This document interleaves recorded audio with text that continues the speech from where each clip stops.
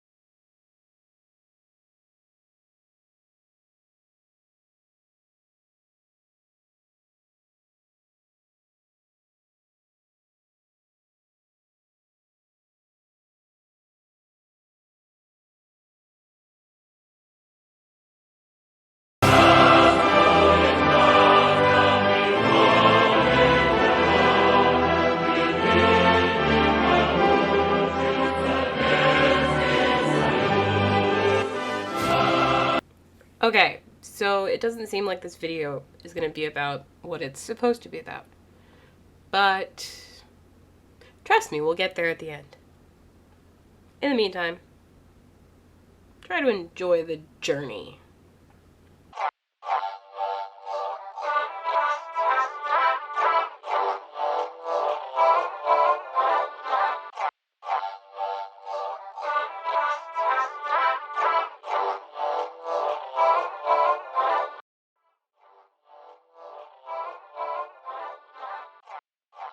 I mean, I call Donald Trump thick all the time because he is. He's a pog. I don't think he's thick. He's thick as hell. Donald Trump is wait, thick. I thought thick was positive. Isn't thick positive? It can be positive. I'm using it in a positive way. Be, I mean, he's got thick that. Means like didn't it mean like strong or good looking or no? I could be used in both. I'm saying he's good looking, man. He's thick, dude. He's built like. I don't think that's what you're saying. Yeah, he's built like a goddamn refrigerator. Have you seen his ass, dude? Holy crap, dude! I'm not laughing at that. That is so. I'm not laughing at that. I'm laughing at something. Hey, if I was interested, that would be one bussy that I would tear apart. Okay, back walls destroyed. Secret Service, get at me. What just happened? Can I go? Just happened? There's something about language, communication, symbols and codes that has always fascinated me. When I was younger, I used to read code-breaking books and design secret codes and ciphers to send messages and write notes that only I could understand. And it's a lot of fun to do that, until you realize that it's even more fun when someone else understands your code. And just a few people understanding the code in a room full of people who don't. That's a really cool experience. If queer coding was coined today, we would probably call it queer memeing. You probably know what queer coding is, but if you don't, queer coding is when queer people know. We just know. Heteros, it might take them a minute to figure it out, but they aren't supposed to know, because it's a code. But the scientists of today, writing from an alternate universe where queer coding has never been written about, let's ignore the other universe changes that might be relevant because queer coding wasn't written about, they would probably call it queer memeing. I'm establishing something early here, a connection, a code. Something I want you to hold on to. And I want you to hold on to it because I think it's the key. That kind of, I like that. It's a little crazy with the rug. Because it's a dark rug. Hold on 1 second. I gotta do something here really quickly. Sorry. Go to bed. I was born on a Dublin street where the Lyle drums did beat. The loving English feet that walked all over us, and every single night That's when right. my dad would come home Ladies and and gentlemen, it's top of the fucking hour right now. It's time for a 60-second ad break. That's right. Oh, the song. Look at this. Look, we even have an emote.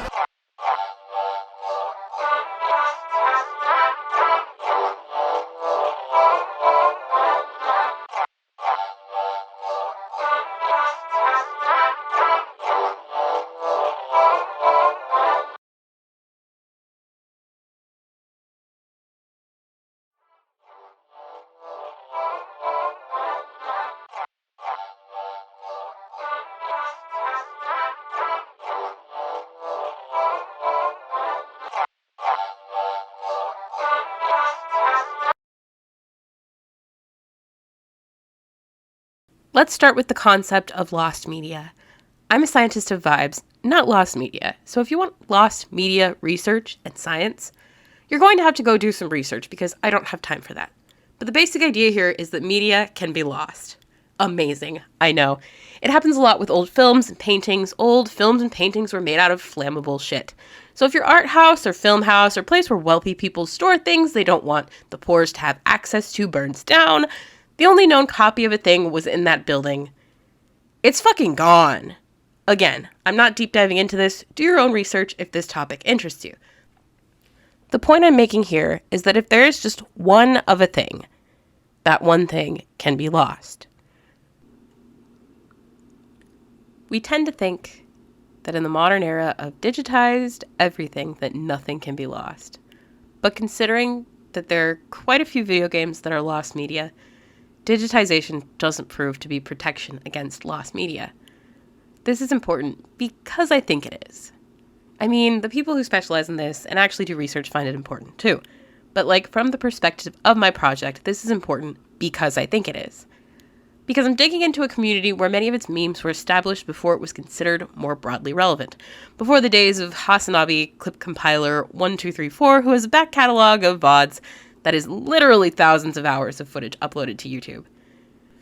So some of the memes that I can show you and track back through time would go back even further. I just don't have those VODs to point to because they have never been saved or uploaded to anywhere. And this isn't the worst thing, sure, but it does make working in these digital spaces kind of difficult if you weren't the first rando to stumble into the stream whenever the streamer first made the account and started streaming. Because for me, my experience with the Hasanabi community begins summer and fall of 2020. But there are other people, older heads, if you will, who might attest that the community began far before that time. And they would be right, and that would kind of prove my point. So let's start this analysis off with the idea that I'm really coming into the middle of a thing, and I can only trace back as far as the moment I came into the thing. And I will only be able to trace as far forward as this moment of writing this thing. And it's quite possible that even things from this narrow period might already be lost to time, algorithm, or channel demonetization or deletion. With that in the back of our minds, I want to start with a basic question. Like, very basic, super basic, incredibly basic. What is a meme? And everybody who asks this question in academia will be met with a recommendation to go read this book by Richard Dawkins called The Selfish Gene. The new soup is the soup of human culture. We need a name for a new replicator, a noun that conveys the idea of a unit of cultural transition or a unit of imitation. Dawkins, 249. You may already know where this is going. If you don't, semiotics. It's semiotics. So semiotics means symbolic. It's a fancy sounding word, and all it really means is symbolic. Think of it like this. The word cat doesn't really represent an actual cat. It's an arbitrary set of symbols that we all agree mean cat. Cats are real things, but cats are not the word cat. The word cat is just a thing that we use so we can talk to other people about cats. Simple as, right? Well, not exactly, because a picture of a cat is not actually a cat. A picture of a cat is a symbolic representation of a cat, but it's not actually a cat. The picture represents a moment in time where a person was taking a picture of a cat. And we all generally understand this to be true, because we live in a society that understands how photography works. But we don't expect the picture of a cat to meow to us or to be able to pet it. Similarly, a video of a cat is a moment in time that was recorded by a person who was taking a video of a cat. An example of a group of people who don't quite implicitly understand this are children who try to talk to videos of cats and don't understand that the cat cannot respond back. Symbols, semiotic domains, things that represent other things, and these things usually have cultural markers and processes attached to them, like in the photo of or video of a cat example. We often don't think of these things because they're seamlessly integrated into our lives, while I understand that the picture of a cat is not actually a cat and is rather a picture that is not relevant to me in a situation where I want to show someone what my cat looks like. When I tell people I'm going to show them my cat, they don't start castigating me about the ethics of carrying cats in bags.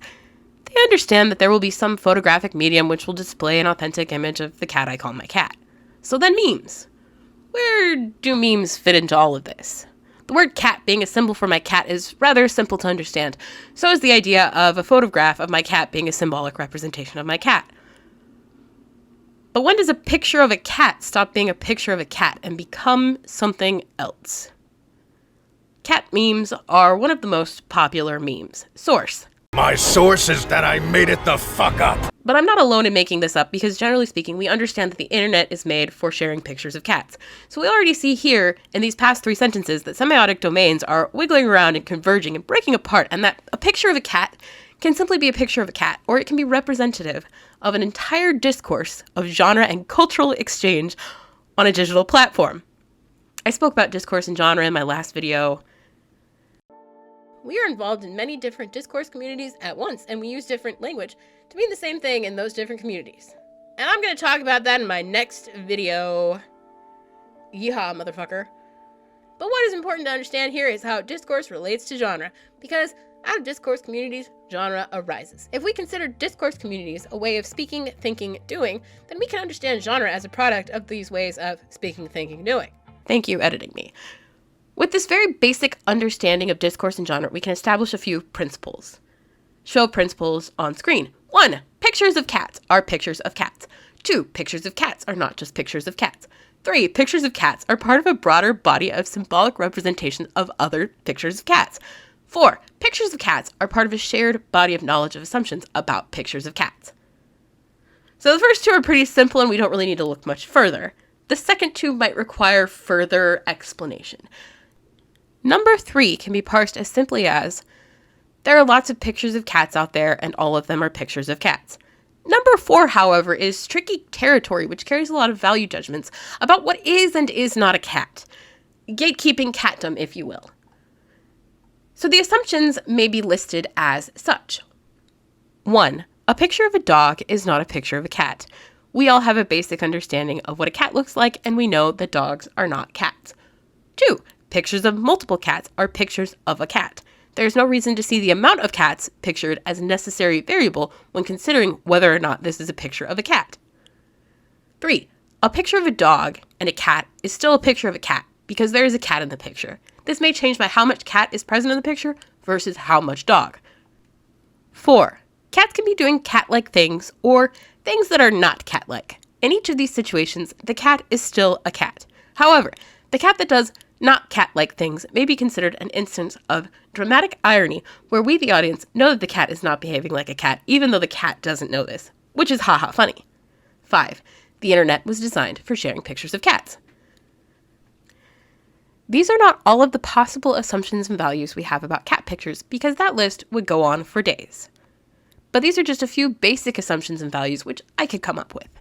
Through these assumptions, we can understand which pictures are cat pictures, which pictures are not cat pictures, what we do with cat pictures, we post them, what might be interesting about a particular picture of a cat, and the fuzzy gray area where that picture might not be a cat picture, but it's open for debate.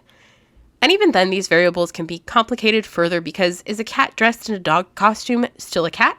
Is a dog behaving cat like a cat? These might be considered other things, but for each example, we weigh them up against those assumptions and values and decide whether or not that is a picture of a cat, and as such, whether we should post it on the internet. The joy of semiotics. So, are cat memes just memes? Well, unfortunately for you, memes are a semiotic domain. That means memes have genre. And since we already know about the genre of the cat meme, let's dig into some others. Are we back? Are we back? Are we good? Is it good? Did it work? Hello, can you hear me? Hello, can you hear me? Okay, wonderful. And then there should be content. Let's go to content, video producer. There should be a new. Oh, nice. Good, very good, very good, very good, very good. Okay, so here's what I'm gonna do. I'm gonna turn some sounds on, and then I'm gonna be right back.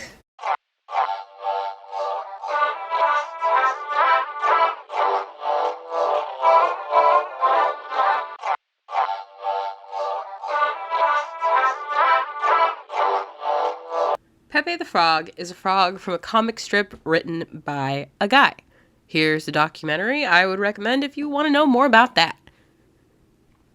Now, you astute watchers of documentaries, you true comrades to documentarians everywhere, you individuals who would know whether or not I've plagiarized this script from a documentary I've watched by casually listening to it while assembling Legos or something. You few happy band of brothers. Yes, I'm doing Henry V because I have no shame. You know that Pepe the Frog was a fun little frog until he wasn't, and everybody was big mad because Hillary Clinton in video games. And yeah, it's a little bit more complicated than that. But let's first lay out all the basics. 1. Much like pictures of cats, the internet is made for sharing other cute pictures of cute things. 2. Frogs are cute things. 3. People who hate life hate when people enjoy things. 4. Especially when those things are cute things. 5. Turning much beloved cute things into hated objects of fear and derision is kind of their thing. If you've heard the phrase that a table of liberals and a fascist is a table of fascists, then you understand that there are more values and assumptions to that joke. You also understand that fascists like to take our nice things and make them not so nice because under capitalism and neoliberalism, everything is a culture war. And if you can convince enough liberals that Hawaiian shirts are the sign of the devil, then liberals will believe that all people who wear Hawaiian shirts are sent from the devil. This isn't a joke. This is how dog whistles work. I'm not going to get into the history of dog whistles because if you're interested enough, you will do the research yourself. But for our purposes, dog whistles are when people who are involved in the fascism show other people that they are involved in the fascism by doing a thing associated with the fascism. These things usually look normal or benign until one thing is combined with like 10 other things, at which point you have yourself a fascist. But before that point of the 10 other things being confirmed, you're like, what is this? It's just a regular guy. And the one anti-fascist who knows better is like, nah dog, that is not a regular guy. And all the other fascists are like, yo, what? That's just a regular guy. And you're like, wait, aren't you doing the thing that fascists do? And they're like, no, I'm just a regular guy. And then you ask them how they feel about social safety nets, and they're like, the elderly and the poor and sick children should be mulched, and then you know that they are not a regular guy. But before we learn about their plan to mulch the elderly and the poor and sick children, for all intents and purposes, we're pretty sure they're just a regular guy. And so dog whistles work in a few ways. They let the other fascists know who is a fascist. They let the one sensible anti-fascist know who is a fascist. They make liberals think the anti-fascist is crazy and actually it's okay to mulch the elderly and the poor and sick children. The thing is, even if liberalism and fascism often ideologically bump together, performatively at least, liberals hate fascism, or at least fascist aesthetics. Which is why liberals will sit next to a fascist and think that fascist is a very civil person, and they can have a very interesting conversation about the people in society who would be mulched. Within reason, of course. While simultaneously, liberals can obsess over fascist aesthetics, causing the moral decay of the youth. Which takes us back to Pepe the Frog. Pepe the Frog became a meme online which was taken up by the alt-right who made Pepe edits and shared them, some of which were kind of disturbing, many of which carried fascist aesthetics. And liberals were like, the problem here isn't the fascist ideology, you know, the kind that would defund Social Security. Senator, we have a deficit. We have Social Security and Medicare looming. Would you consider looking at those programs age of eligibility, Absolutely. cost of living, put it all on the table? The answer is absolutely, you have to. I mean, it's one of the things that my, the political advisors say to me is, whoa, don't touch that third. Look, the American people aren't stupid. It's a real simple proposition. Social Security is not the hard one to solve. Medicare, that is the gorilla in the room. And you've got to put all of it on the table. Everything. Everything. You've got to. Or the kind that calls black men super predators. The fourth challenge is to take back our streets from crime, gangs, and drugs. We need to take these people on. They are often connected to big drug cartels. They are not just gangs of kids anymore. They are often the kinds of kids that are called super predators. No conscience, no empathy. But rather the little green frog guys. Now let's take a step back and acknowledge that you did not fall out of a coconut tree. My mother she would give us a hard time sometimes, and she would say to us, I don't know what's wrong with you young people. You think you just fell out of a coconut tree? You exist in the context of all in which you live and what came before you. We are vibes-based scientists, and we understand that memes are part of discourses. And if a meme genre is fascist, then it carries fascist values and assumptions. But as vibes-based scientists, we also understand that memes are part of many, many, many discourses, and that there are many genres of a single meme. Which is why one Pepe may carry one type of values and assumptions, and another Pepe may carry another radically different set of values and assumptions. Meme time. This is a subscribe thing. The subscribe thing. What the fuck? This is Austin. Austin is going to do something that you would not expect. Let's watch. The problem with the education system these days is there is a fundamental lack of preparation for the top of the hour ad break that is occurring right at this moment. And oh my God, bro, you need you debated me. You fucking piece of shit. How dare you? What you can do is you can subscribe, and so you can avoid the ads that appear for a 3-minute duration at the top of every hour.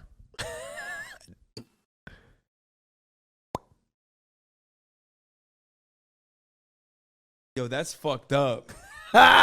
That's fucked up. He got him. You fucked me up, dude. I was so invested in trying to understand what he's saying. He got everybody.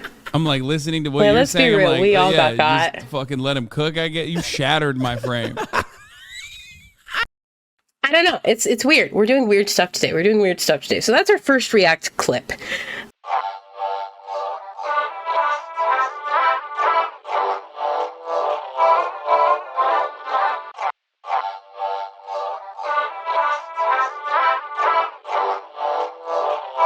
You may have already heard of Twitch.tv, but for those who haven't, you know the drill. Check out these resources if you want to dig deeper.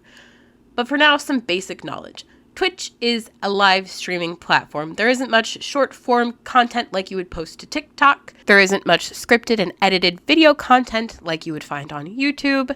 There are people sitting in front of cameras, typically at computers, and they are doing stuff. And the stuff that you are watching is probably happening at the time that you are watching.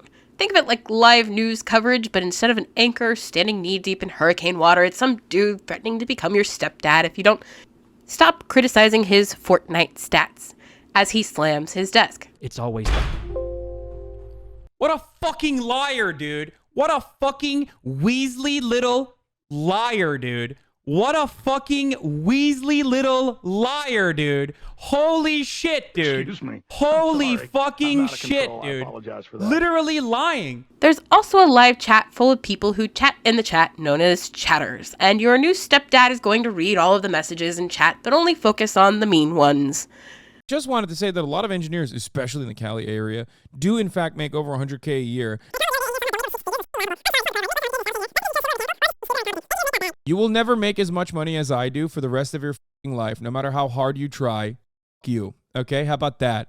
Imagine calling a fucking dude who his lifelong dream is literally making fucking spaceships stupid or incompetent because they didn't become a fucking cloud or software engineer or computer engineer like you fucking dipshit. Shut the fuck up, okay? Go back to your IT job until it gets completely rewritten by AI then. You non-solidarity having... And if you download the right thing, you can see certain words you type into the chat bar turn into little pictures in the chat log. These are called emotes. And there are all types of people doing all types of things on Twitch. Many discourses, many genres, many different values, assumptions, and emotes. But for our purposes, we only care about one streamer, Hasanabi. He's funded by Gulf dictators, hundreds of millions. George Soros and Google. He wears jackets that say bash fascist. And he's gonna attack your daughter like they did out in Oregon. Oh,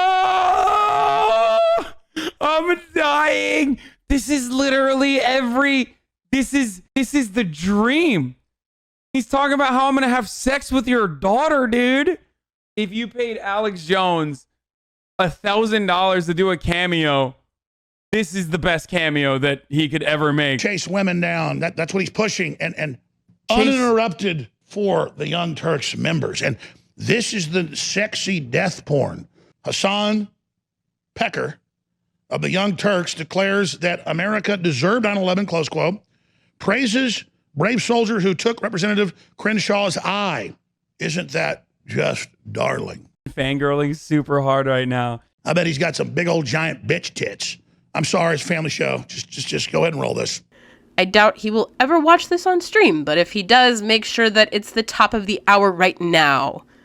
Come out and fight me like a man. Show your wife how you want medals down in Flanders. Hasanabi is a guy, and if you want to know more about this guy, you know the drill. So in my previous video, I told you that discourse communities involved shared assumptions, values, and language. And in this video, I said something about emotes a second ago, which is why this is the part of the video where we talk about language. So if all of the linguists could do me a favor and check out right now, because I'm going to try to talk about very complex and relatively new areas of study in an incredibly simplified way, and you might just die of rage if you stick around. Are they gone? Somebody check. Okay, they're gone. It's safe now. Let's look at some sources. Turning on my reading voice. Post-colonial societies have been marked by linguistic chauvinism, the belief in the superiority of one's language, especially in the case of a standard language such as English. And linguistic imperialism, the imposition of one language, such as English, as dominant over the others, often with the selected official dialect, the standard, being considered as linguistic capital and being promoted and treated as language rather than language. Note the capital L versus the lowercase l.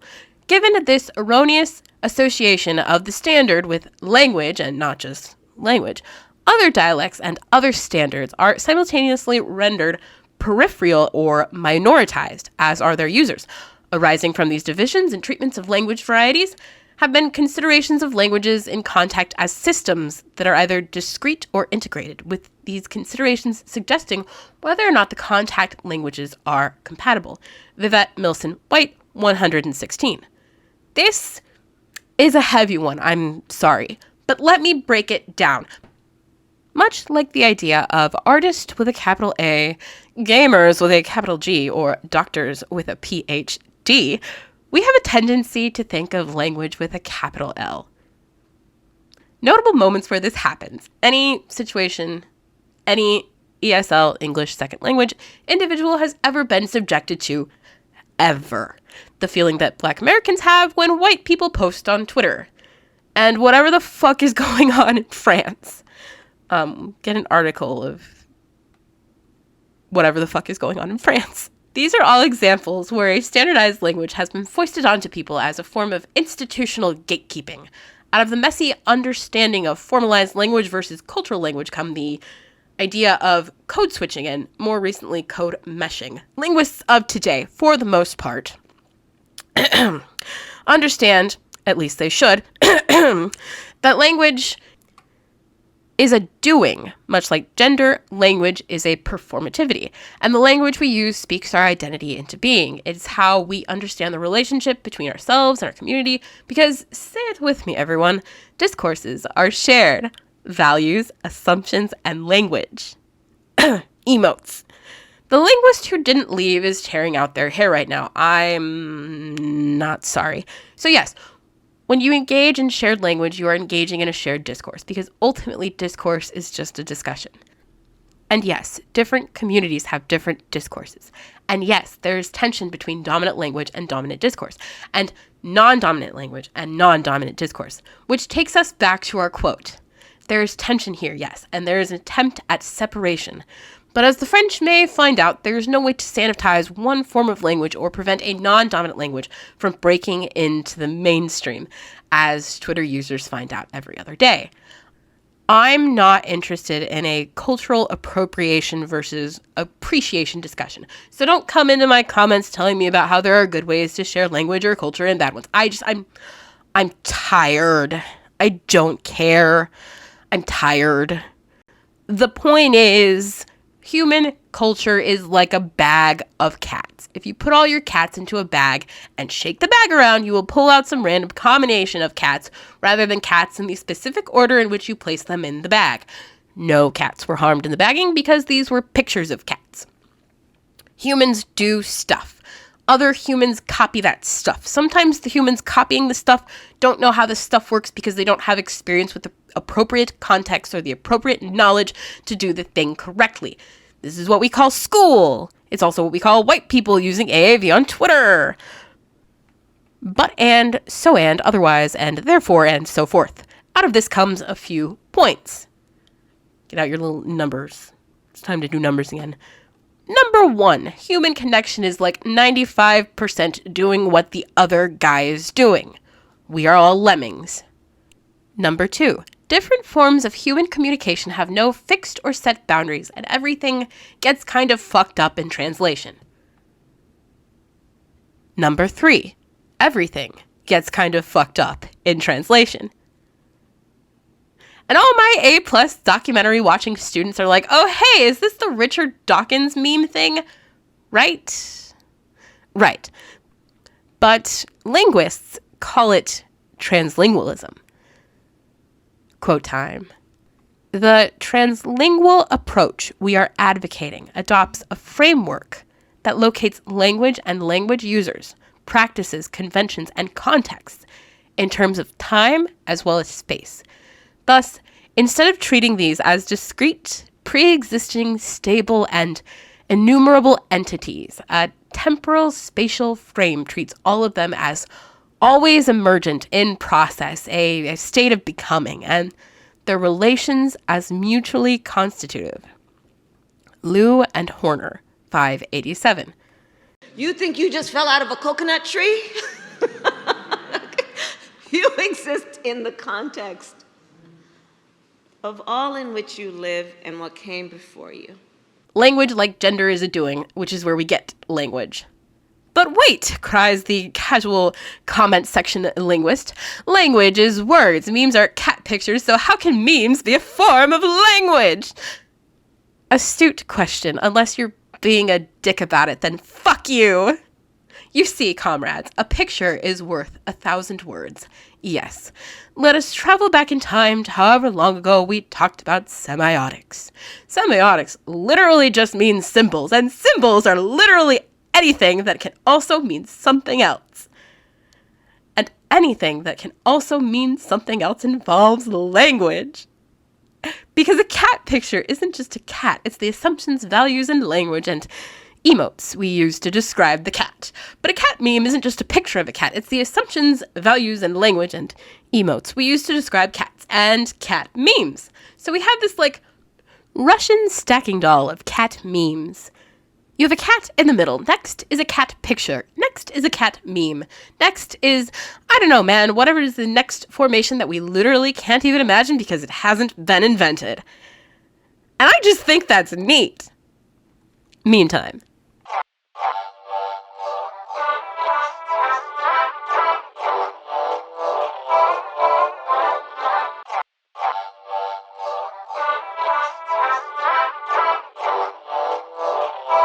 Are you ready? React content. Hi, how's it going? you know, you just have to do what you got to do to get the perfect shot. And this is what you got to do to get the perfect shot, is to sit like a fucking lunatic in your fucking weird ass chair. Okay. The song gets destroyed. Casually explained. What else is there to say? Okay, buddy, and I'm a tier 3 sub to Hassan for his political views. And we're back. The joke there is that Hassan is hot. I'm sorry, what? Son of a bitch? No, I love Casually Explained. Fun little meme. I mean, I'm obviously... I don't know what the hand thing was. Hassan talks with his hands, though. I don't know why they zoomed in on that. Watched a lot of his videos on stream before. I reached out to him like way back in the day. Like way back in the day. I think it was like 2016 or something. When I was at the Young Turks. And I was like, dude, you want to do content? Like, you want to do some, you know, videos together? And he was like, fuck no. I literally was like, bro, do you want to, he's in here. I was like, bro, do you want to do like, you know, something with like politics? Oh my God, he's literally tier 3 sub. Shut the fuck up, dude.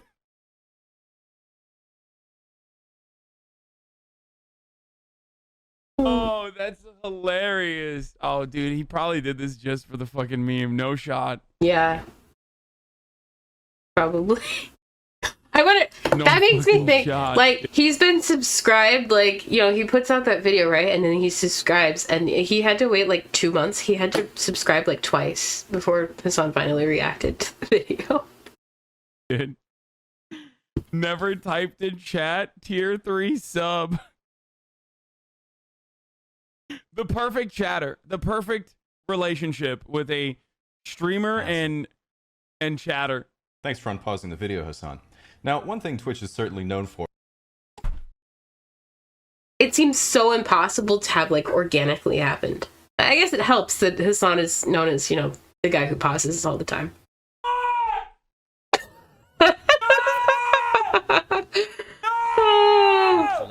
Oh no! I gotta end the broadcast after that, dude. Oh my fucking God, like, dude. It's like your whole entire like life just flashes before your eyes. Where do you even go from there? Where do you even go from there? There's nowhere to go. All of these different elements that lined up absolutely perfectly. And it's just like, how do you get a better meme than that? You don't. Frame obliterated. That's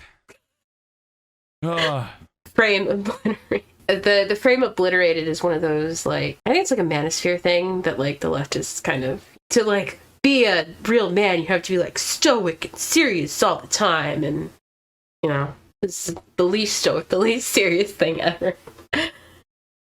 I can't believe how fucking predictable I am. It's bullshit. I mean, like yeah, for real. Like, chef's kiss, wonderful meme. You know, how the editor edits that little sigh and then like the zooming in, like that's just wonderful meme.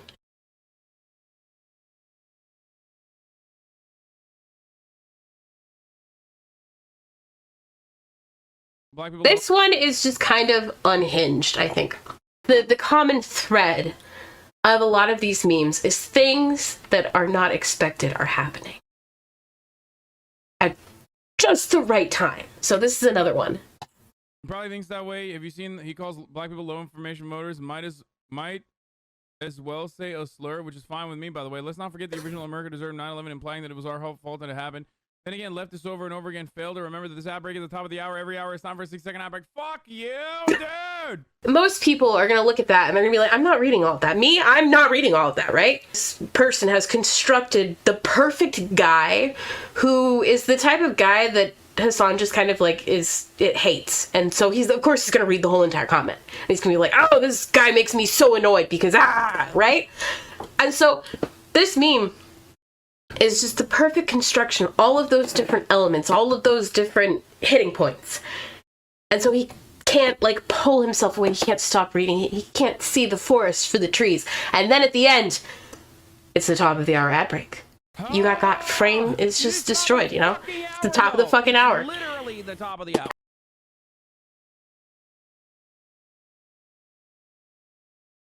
right there. So this is what the Reddit OK Buddy Hassan looks like. And these could be pictures, they could be videos, they could be just like regular text posts, but usually they're pictures or videos like this one. And see this little square right here? This is going to take you to an external site. Cussy, official trailer featuring Hassan Abi. Oh god, here we go. What the fuck is this? This program may contain scenes of dripping oil, exhaust pipes, and car cussy. Viewer discretion is advised, but not really. But not really. Have you guys ever heard of cussy? Austin asks, have you ever heard of cussy? It's car pussy. Okay, so this, I believe this is Haas O. You're like pulling your eyes, you're like, oh my god. But I think it's usually like, the kind of subtext of this is like, Hassan is being kind of horny right now.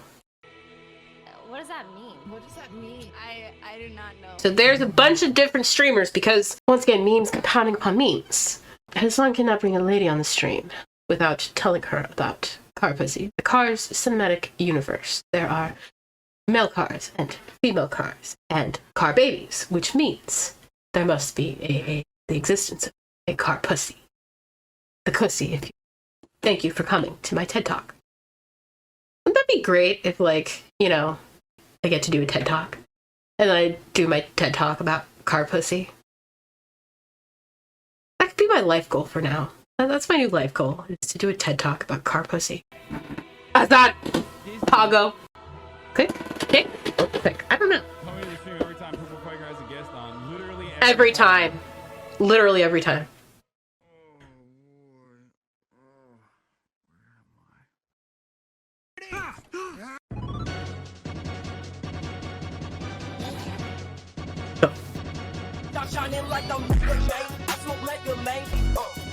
We see they're an amalgamation of many different things and many different moments. And sometimes they're things that the streamer did, but sometimes they're the thing that chat did, but sometimes they're the things that streamer and chat are doing together. Is that what we learned in this one? I don't know. But also, these memes are not just within this community, right? They're spreading outside of this community because Austin is sitting in the car and he says, do you know what a car pussy is? And everyone in the car says no, and now Austin has to tell them what a car pussy is. Very good, very good. Excellent content.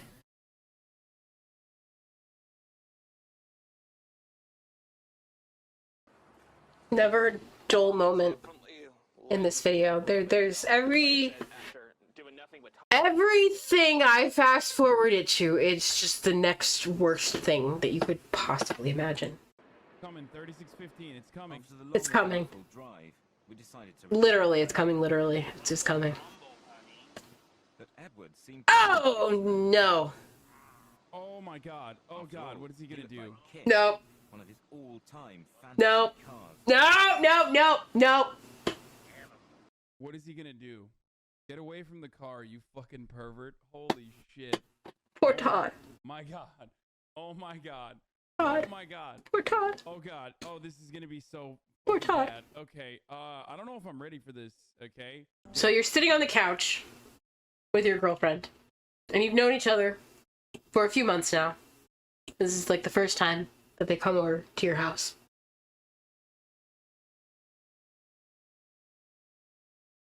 And this is what you watch. Screen went black. And sure enough, in the middle of the night, something stirred in the motel car park. Something stirred in the motel car park. They caught him jerking off on Todd. Oh, I hate it. I hate it. It's the worst. Oh no. Oh god, poor Todd. I think that's the person who suffered the most in all of this. The car. The car who has come all over. Poor Todd.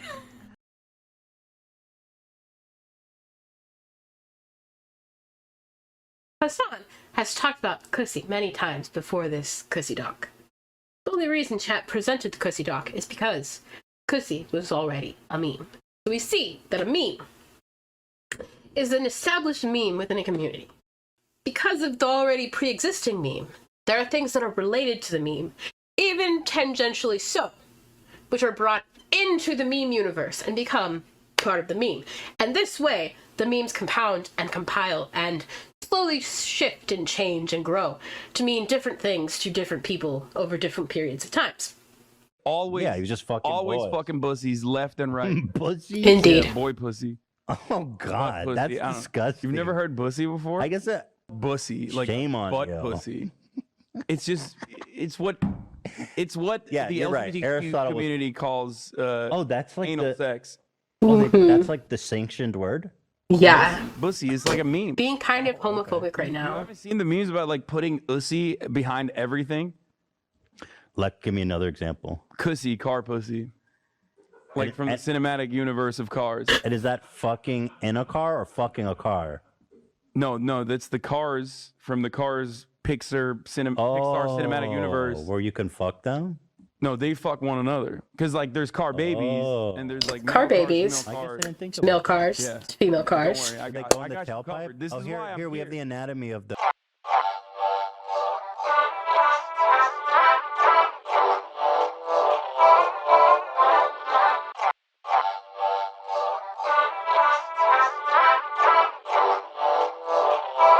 The quality of light by which we scrutinize our lives has direct bearing upon the product which we live, and upon the changes which we hope to bring about through those lives.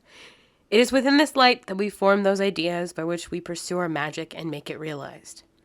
This is poetry as illumination, for it is through poetry that we give name to those ideas which are, until the poem, nameless and formless, about to be birthed but already felt. Lord, 36.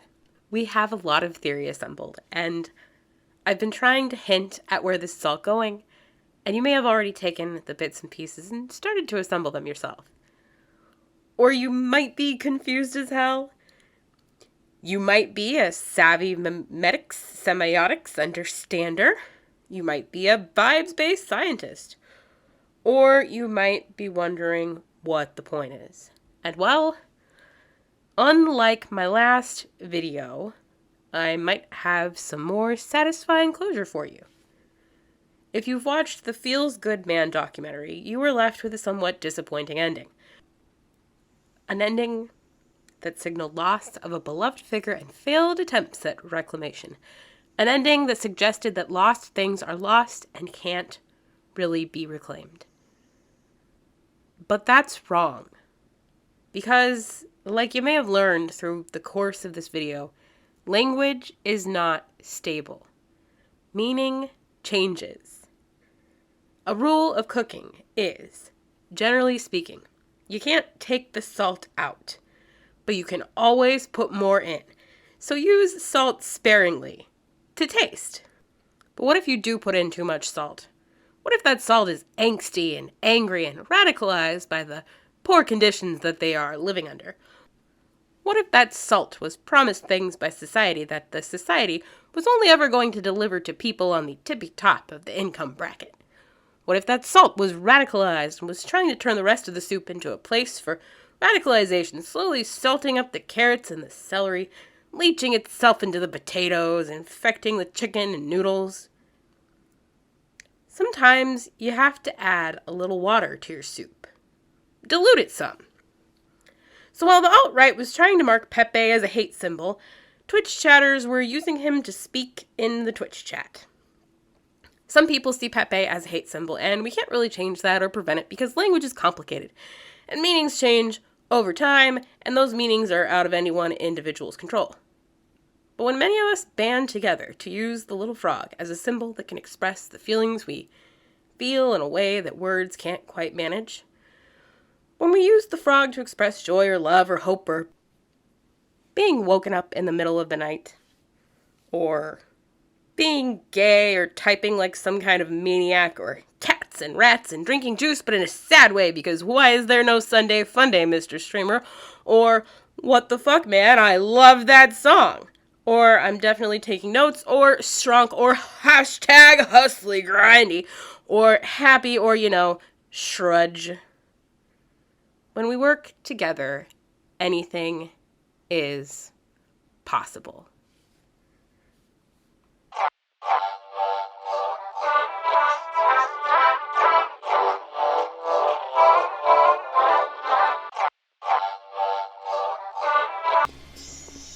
I got that, like, dinosaur brain, you know, where, like, if it moves, I see it. If it don't move, I don't see it. But if it does move, I definitely see it. I suck. BioShock is one of my favorite game series. And a lot of mess has been made about the illusion of choice within the game and the morality of the choices within the game. And those discussions are kind of boring. Because BioShock, like anything else, is a symbol. And so we as vibes-based scientists should try to understand the symbols, the stories. What always brings me back to this game is the dichotomies. If you decide that your life and your will hold more value than the lives of others, you will become just like any of the other citizens of Rapture. Friends butchering one another, babies strangled in cribs. The whole city went to hell. A mindless monster hungry for power. Willing to do whatever it takes to hold on to the crumbling facade of your greatest achievements. How great is your undersea city if you haven't even developed the technology to have moving squid? City where the artist would not fear the censor, where the scientist would not be bound by petty Yeah, if you haven't even developed the technology to have like moving pictures, okay? At the expense of those around you, even the most vulnerable. Oh, fuck.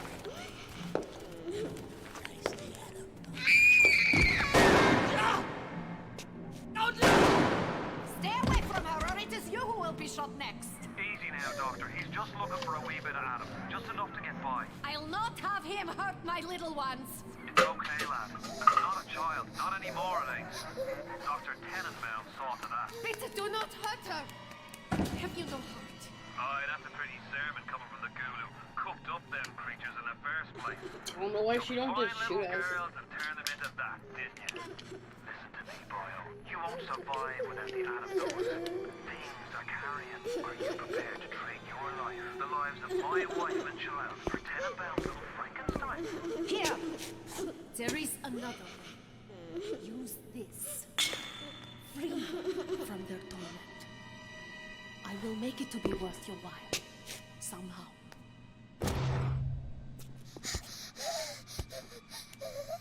I don't want to hurt you. Okay. If you decide to take the hard route, but do the right thing and rescue as many as you can, forgive those who caused harm and push everyone forward, everyone you care for rises with you. Andrew Ryan escaped communism in the USSR and escaped taxes in the USA and came to the bottom of the ocean to build his city. Imagine being so individualist that you believe paying taxes for social welfare programs is worth fleeing to the middle of the ocean for. He believes that this city is pulled along by a great chain, one which we all pull together. What happened? I'm bleeding. Oh God. What's happening? That did not work. Throughout the text of BioShock, we see similar sentiments. The anarchist slogan, "No gods, no masters," becomes "No gods or kings, only man." Marx "From each to his ability, to each according to his need," becomes "Is a man not entitled to the sweat of his brow?" Even the Great Chain line itself seems to be a subversion of the Great Chain of Being, which seems to be either about Shakespeare or Plato. I'm not a historian, man. Do your own research. Either way, the Great Chain probably isn't collectivist. I believe in no God, no invisible man in the sky, but there is something more powerful than each of us, a combination of our efforts, a great chain of industry that unites us. And it probably isn't individualist mysticism either. But it is only when we struggle in our own interest that the chain pulls society in the right direction. The chain is too powerful and too mysterious for any government to guide. Any man who tells you different either has his hand in your pocket or a pistol to your neck. or a pistol to your neck. Well, maybe the mysticism part if we're talking about the divine rights of kings, but hey, do your own research. So we hear Andrew Ryan engage in this rhetoric where he tries to make our nice socialist and anarchist and divine rightist. Maybe not all of the things are nice. But he tries to take a few of our nice things and make them not so nice. He tries to turn them into symbols of individualism and use them to foment division in a city of people rapidly declining because they live in a house made out of glass under the sea and are all trying to shoot each other with machine guns and blow each other up in the city made out of glass under the sea.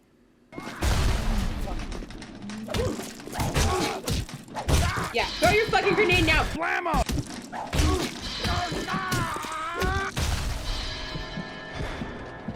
Well, I guess he threw it! Wonderful.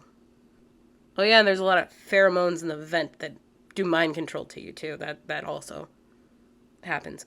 Anyway, it is this elevation of individualism, squabbling over power and resources, that is the rot destroying the city. And our choices as the player character give us the ability to give in to this individualism, or to reclaim the power of the collective. The choice to elevate our own needs over those of others, or to sacrifice potential resources to save lives. No! No! No! No!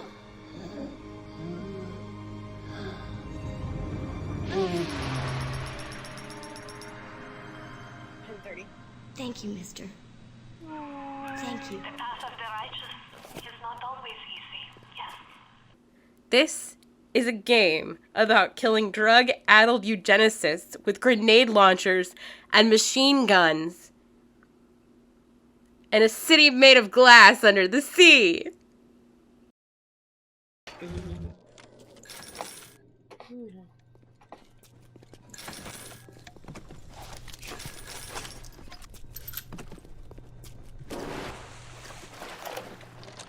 It has been brought to my attention that some citizens have discovered ways to hack. But despite the horrific images, at the core of the story is an overwhelming message about the power of love, forgiveness, and found family. A story about rejecting the aesthetics of propaganda and giving according to your ability and to another's need. This is what we call poetics. Oh, come on, I didn't get it.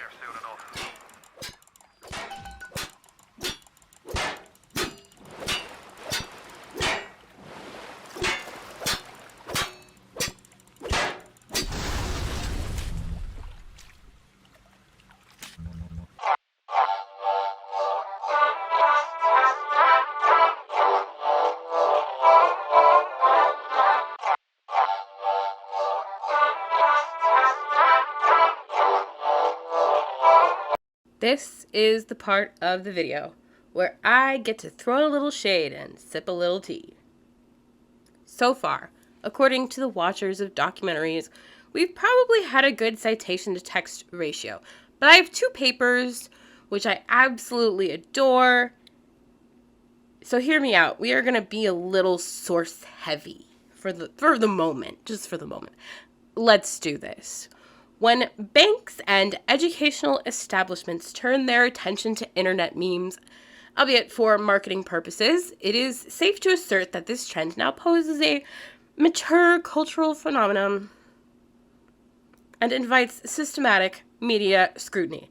Yet, despite the enshrined legitimacy of internet memes to web and app audiences, their relevance has only recently proved a fruitful field of critical inquiry. This is why discursive treatments of internet memes are arguably still in its infancy. Ironically, instead of academic publications, the most comprehensive and dynamic source of information on internet memes appears to be best covered in online sources and electronic ephemera. Oh hey, that's me. Of course, websites present a rich source of primary data on the historiography of internet memes whilst grounding any serious study of the issue. However, Davison recognizes how amongst the notable online meme sources, Wikipedia, Urban Dictionary, Know Your Meme, Encyclopedia Dramatica, sounds kind of gay, man, none does so in an academically rigorous way, and so internet memes lack an accurate definition, especially since attempts at defining this cultural device invariably prove whimsical and inconsistent. Oof. Oof. Oof. This is the part of the project where my professors are slamming on the desk and tearing out their hair and yelling at the screen that I haven't defined a meme yet. Nobody watching this knows what a meme is, and at no point in my entire project about internet memes have I ever told you what a meme is. Good point. Let us consider this statement from Techopedia. An internet meme is an activity, concept, catchphrase, or piece of media that gains popularity and spreads rapidly via the internet. This delimited definition offers little clarity because it posits a hopeless equivalence between particulars and thereby hopes to prove its universal justifiability. The origins of this short-sighted deduction can be traced back to an earlier academic statement as enunciated by Dawkins, the first and chief proponent of memes. Examples of memes are tunes, ideas, catchphrases, clothes, fashions, and ways of making posts or building arches. That says pots, not posts. Whoops, I'm not going to fix that. I'm sorry, I'm tired. It is here that Dawkins conflates ethereal forms with externalized references and codes with instantiation of codes and ambiguity. Yeah, no, I'm not taking that out, man. Ambiguity that is then transposed onto popular definitions of internet memes. And, one more. Another theoretical ambivalence rehearses a linguistic discourse as it applies to internet memes. Urban Dictionary states that an internet meme is a word, phrase, expression, iconic imagery, or recognizable reference popularized amongst online communities, such as forums or in online games. Whereas popular platform What Is contends that an internet meme is a cultural phenomenon that spreads from one person to another online. The first definition implies that an internet meme is a single entity, whereas the latter, broader definition posits instead how memes consist, at the very least, of a set of objects, a cultural phenomenon. This disparity not only shows the incoherence that characterizes web-based lexicography, but also suggests that internet memes are protean ideas whose reasonable limits prove insurmountable when examined. I have to say, this author's text is so much fun to read. I love it. It's wonderful. It's so much fun to read. So, this is a lot of words, and basically what this lot of words means is that internet stuff is difficult to describe. Who would have thunk? New mediums are difficult to theorize about until they've been theorized about. And then we take those complex and oftentimes contradictory. Yes, they're contradictory.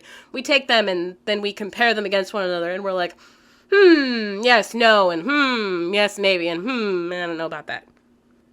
Internet culture is a relatively recent phenomenon, and even more recent is the field of study, and even more recent is the phenomenon of the people on the internet studying the phenomenon of the internet. The internet is a human soup. And into this soup, we are all contributing whatever we can for whatever reasons we do. And that makes understanding what is going on the internet kind of confusing, especially if information is a much more complex business than a mere unit, as Dawkins proposed, and memeticians reiterated. From the onset, the core principle of memetics, the idea of a unit of transmission, has been a poor way of understanding human culture. And you, as a vibes-based scientist who watched All my little lists at the beginning of this video can now explain why. For those about to rock, we salute you. You understand that a picture of a cat is not just a picture of a cat, and that there is always a ukulele, but the ukulele is not always a ukulele. You understand that there is a dissonance between aesthetic and meaning. You understand that stop signs are a nearly universal symbol that always means stop. Wait for things to be clear and then go. Unless you live in California, then stop means go. You understand that symbolic elements change meaning, depending on the context in which it appears. Pepe in an alt-right server or Pepe in a Twitch chat. The things Andrew Ryan says in BioShock and what they mean to a person who lives outside the BioShock universe. A cat in my bag and a picture of a cat in my bag. Context. I don't know what's wrong with you young people. You think you just fell out of a coconut tree? You exist in the context of all in which you live and what came before you.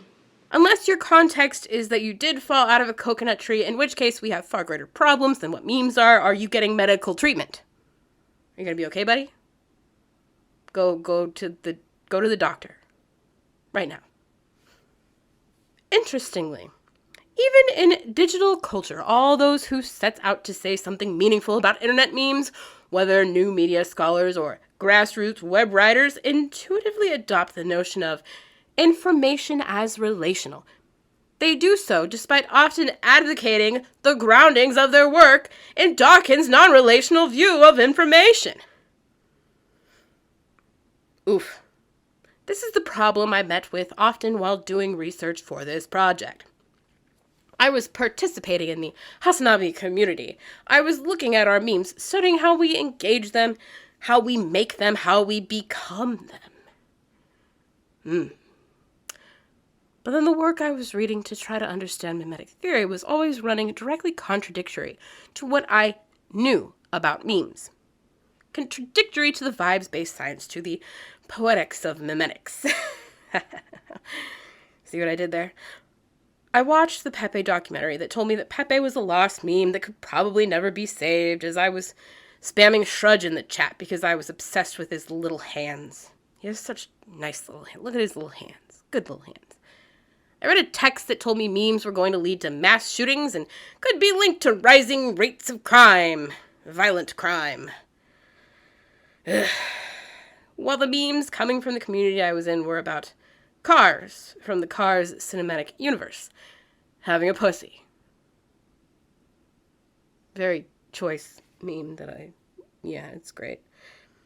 I was experiencing a dissonance where the things that fancy people who style themselves as fancy intellectuals were saying about memes didn't reflect my lived reality. Which I think is a very common experience for a lot of people who are objects of study. What can I say? Other than the history of anthropology has been incredibly exploitative. And this is not just because anthropologists themselves were racist, but because those anthropologists were studying with a discourse that carried values, assumptions, and language. I don't think they had emotes yet, and those values and assumptions and language came from institutions, racist institutions, which have not been completely dismantled to this day, but rather re-theorized and reconstituted so as to be more ethical. But we'll still miss the mark because we live in a society, and like in the case of Pepe, reclamation is hard work. And it's easier to say that video games are ruining the children than to see video games as pieces of art and study them like that. But anyway, we do what we can until the next person comes along to pick up where we left off and take things even further. And so I had to decide what my aim would be with this video.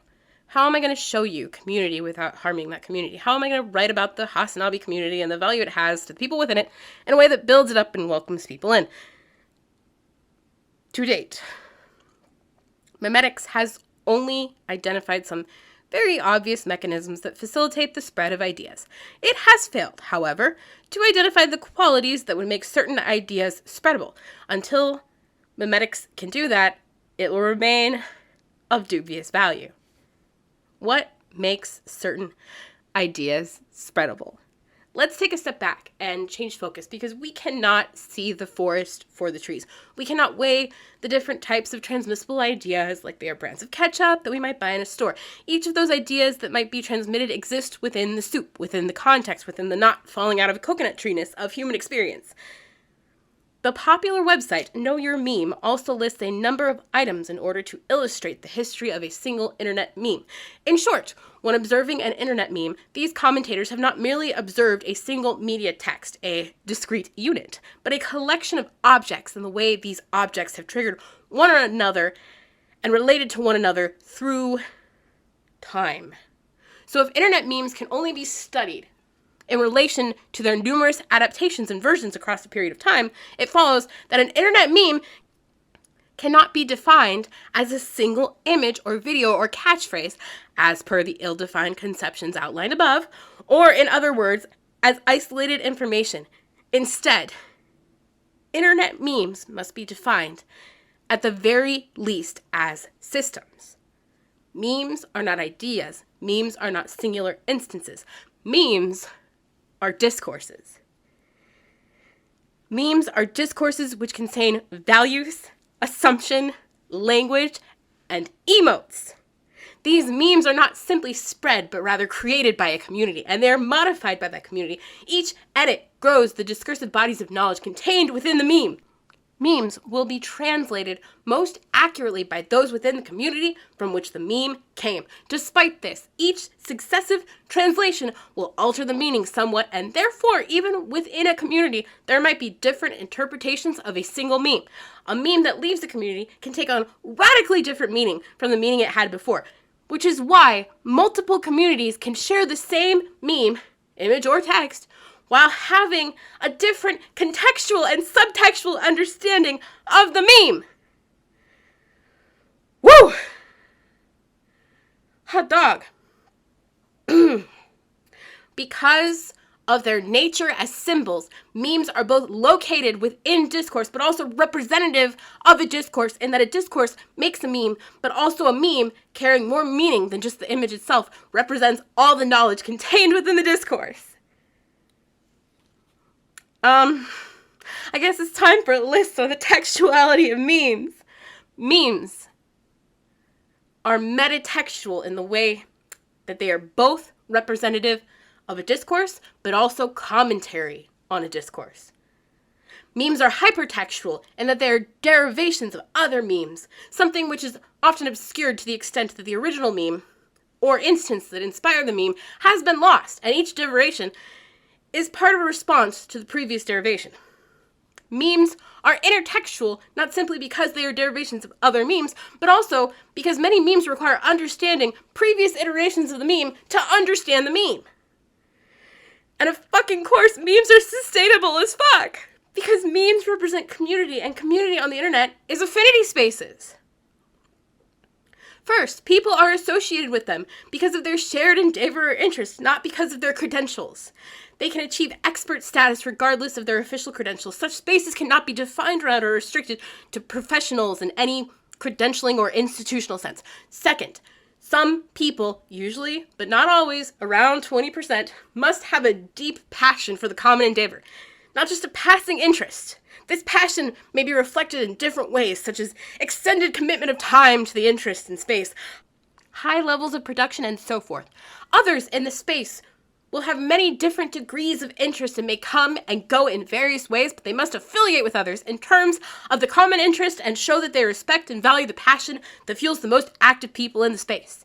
Third, in passionate affinity spaces, everyone can, if they choose, produce knowledge, create things, do things, and not just consume what others have produced. Of course, there can be, and usually are, standards, high ones, for what counts as good production, and people who produce must accept or seek to negotiate and meet those standards. Fourth, in passionate affinity spaces, people sometimes lead and sometimes follow. Some people lead in some situations and others lead in others.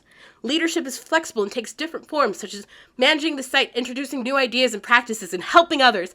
People sometimes mentor, teach others, and sometimes get mentored. Mentoring is flexible. Fifth, knowledge in the affinity space is distributed in the sense that different people know different things and can share that knowledge when necessary. Often the space has good tools and technologies that store and facilitate knowledge. No one person has to or is expected to know everything all by themselves. 6, the affinity space is not closed, though there may be requirements for entry, and takes newcomers. Noobs! It refreshes itself. Unlike school, people do not progress all at the same pace, age, or grade. Movement in the space is quite varied. People may focus on one narrow aspect or explore the entire breadth of the interest area, spend as much time as they want on a particular set of skills or practices, and otherwise pursue quite different learning trajectories. 7th, affinity spaces are about sharing a common endeavor where people learn things, produce things, or knowledge, and if they can, if they wish, become experts. Even these experts believe that there is always something new to learn, more to discover, and higher standards to achieve. It took us a really long time to get there, but this list of points is how we can understand the human soup. We can understand that the human soup is a human soup because we are all participating in it, and we can understand that memes are part of the human soup because memes are what come out of the human soup, and we can understand that memes are sustainable because even if there is some piece of media that lost to time, there will be somebody who has been around long enough to tell you about it. And those things they tell you will become things that you can tell more people. And in this way, memes are a way that we keep records and share knowledge and assumptions and values and language and emotes. Memes do not rise like Venus out of the foam. Memes are created by passionate people who participate within a space. And sure, I can't tell you why. But I'm not looking at one damn tree and weighing it against another damn tree. I'm looking at a whole ass forest. The ecosystem that the tree is part of, the human soup. And the ways that the human soup ebbs and flows and boils over. And if you don't watch that soup, the liquid might boil off and you'll be left with a bunch of nasty burned vegetables at the bottom.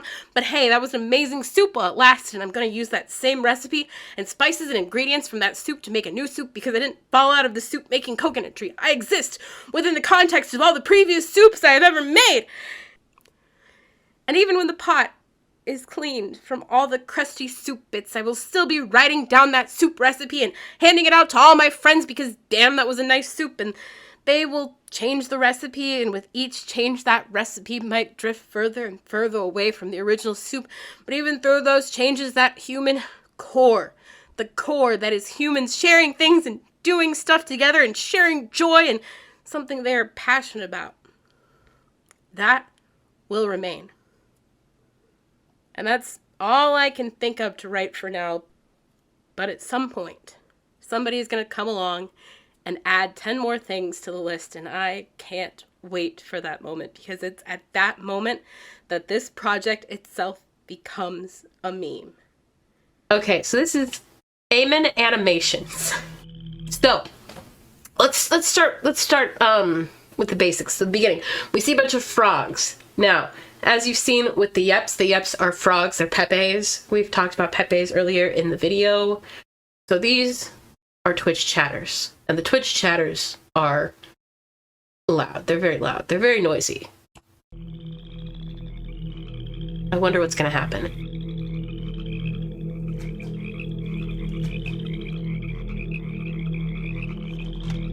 I wonder who that guy is. I wonder who that guy could be. I'm just like totally pretending like I haven't watched this before. Hassan is known for wearing lots of jewelry and rings and like the watch. And then this is, this looks like OBS. Because what happens sometimes is you open the thing in OBS, you put OBS up and it captures the screen of OBS and it captures the screen of OBS and it captures, and so that kind of looks like that sometimes. And then this is Hassan's like beginning the stream thing. If it still is. I think it still is. He's got food on his desk because he's always eating during the stream. The whole entire stream. He's always eating throughout the whole entire stream.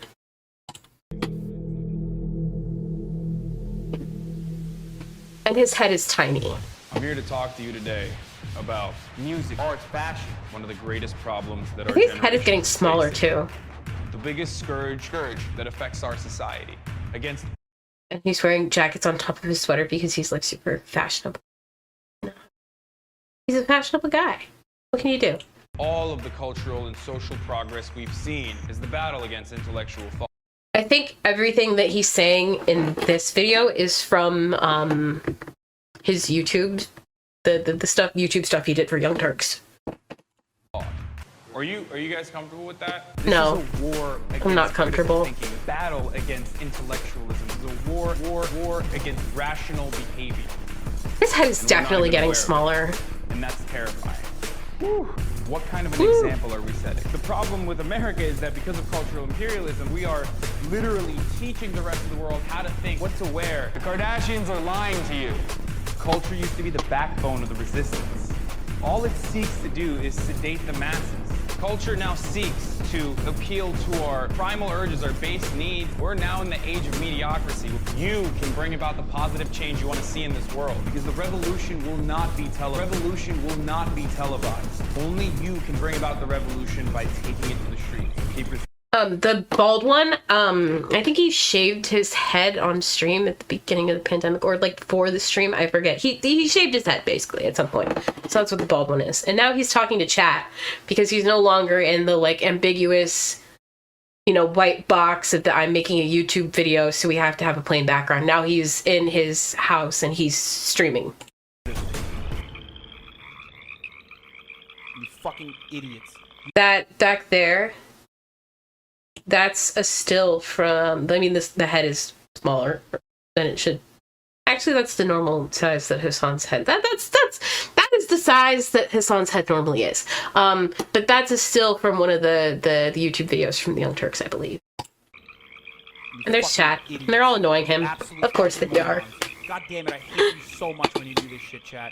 I hate it so fucking much. You're like 12 years old. You fucking fuck!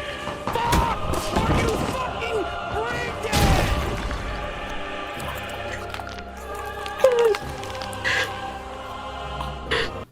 Oh, that's so good. Let's watch through the credits for this. So yeah, this is Eamon Animation. Sam Cedar went off on Shabiba why he'll wear a yarmulke but not a mask. Yeah, it's great, dude. It's great, dude. We should watch Steven Crowder's Nightmare. That's another good one.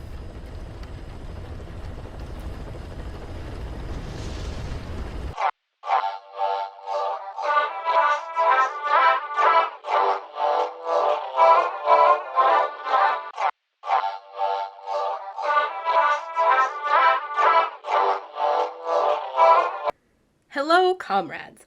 This is the end of the video where I remind you to like and subscribe and leave a comment that doesn't annoy me. You know who you are and what you did. I'd like to thank Smokey, who did not help but ended up helping after all. And finally, most importantly, let me remind you to always buy high and sell low.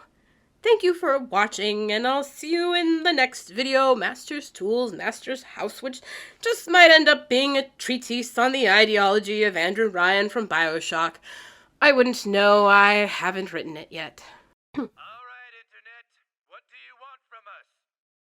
So these, let's go back slightly. These are all people who are like, I believe the little green thing means that you're a mod. The little dog thing means that you are subscribed, and the little wrench thing and the little dragon thing, I don't know what those mean. So, if you know, let me know. I don't know. So, Marat is Hassan's brother, and Marat is a rocket scientist, basically.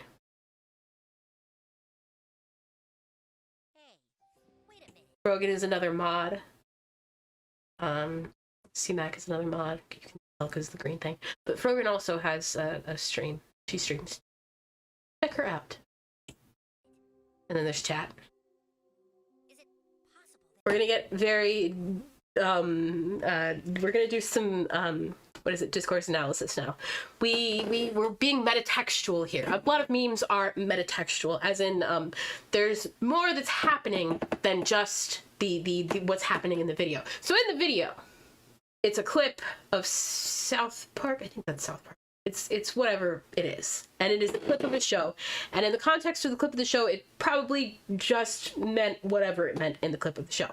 We won't know what the Spectrum thing was before it became Azan's $1 trillion router, because I just don't know. I can't tell you I don't know.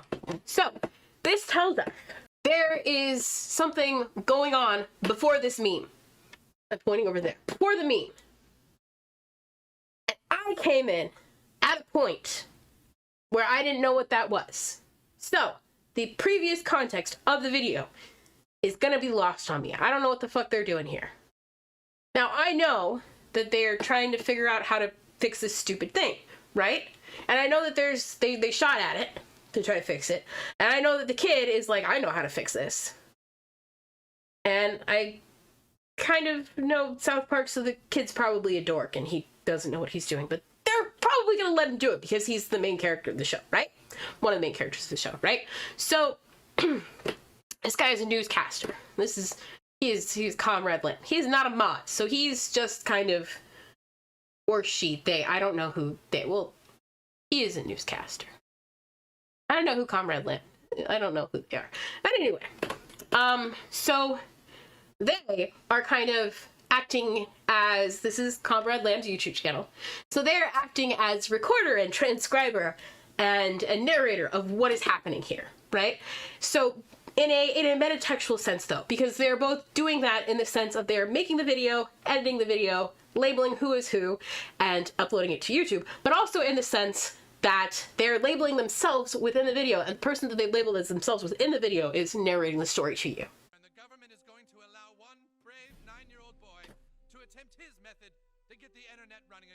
So again, with metatextuality, I think it could also be considered intertextuality. We have some dumbass dipshit kid who's gonna come and fix this thing. So chat is the dumbass dipshit kid. And it's all of them at once. They're all chiming in at once about how to fix the thing.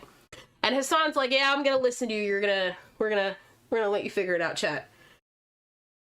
Which, why would you do that? I don't know who that guy is.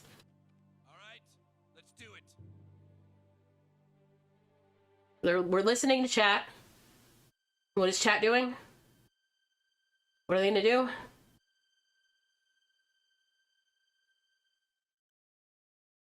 They're gonna turn it off and they're gonna turn it back on. Now, the turn it back off and turn it back on is the oldest meme known to man. Not really. The oldest meme known to the electric man. The electricity. Yes. Anyway, so if you have a electronic thing and it is fucking up, what do? You turn it off and you turn it back on. And usually that will perform a hard reset function, which will fix the thing, and the thing will no longer be broken. Let's find out if that did indeed work. Look, the flashing yellow light is steady green now. He did it. It did work. Me too. Internet activity in all sectors, sir. Now, there is still a considerable amount of time left in this meme. Now, a big chunk of this time could be devoted to an end screen, as is part of the genre of Hasanabi memes. You upload a 2-minute meme to OK Buddy Hassan, and half of that is end screen. This is an established form of, part of the genre. So, we are celebrating. Chat did us a solid. Chat is literally always right, but there is a peepo smile here. Now, a peepo smile is different from a peepo happy, or a peepo glad, or some other happy one, where a peepo smile implies that there is something happening here. Now, there might be many things happening here. Chat is literally always right. So it might mean that my streamer doesn't know what the hell they're doing and they just need to turn it off and turn it back on, right? It could mean that chat is not actually right. Let's find out.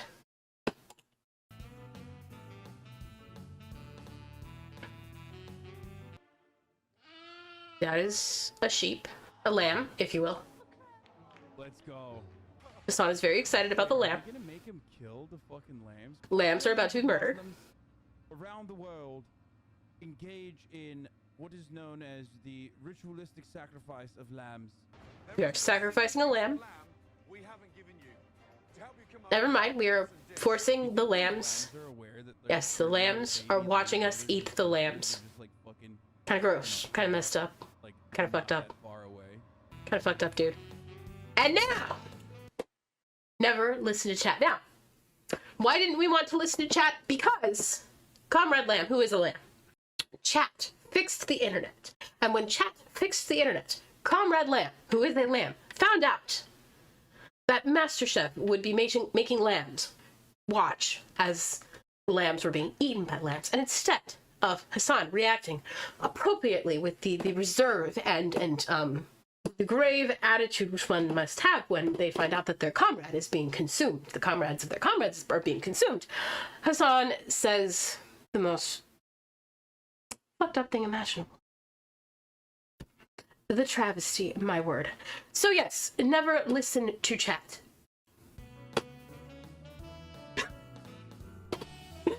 So yes, and in Okay Buddy tradition, the end screen is 14 to 20, so about 5 seconds long. So this is not appropriately within the constraints of the Okay Buddy Hassan meme genre, because the end screen is not half of the video long. This has been my TED Talk.